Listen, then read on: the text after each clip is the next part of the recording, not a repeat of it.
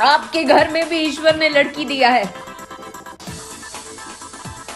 मुझे लगता है शर्म करनी चाहिए आप लोगों को। कहीं से बस नहीं चल पा रहा है तो मैं ही मिल गई। कैसे चल रही है, ऊपर कैसे हो जा रही है। पूरा टीम बैठा के एक गेम करो। क्यों, आप में दम नहीं है क्या? आप में दम नहीं है क्या सामने आने की?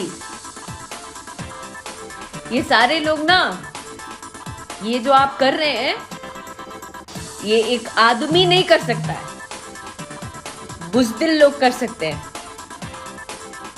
मेरा हर किसी ने नाम बदनाम किया, लेकिन मैंने कभी किसी का बुरा नहीं किया।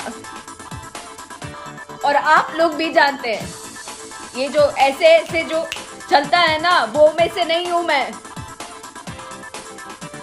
वैसी लड़कियों में से नहीं हूं मैं, और समझना भी नहीं।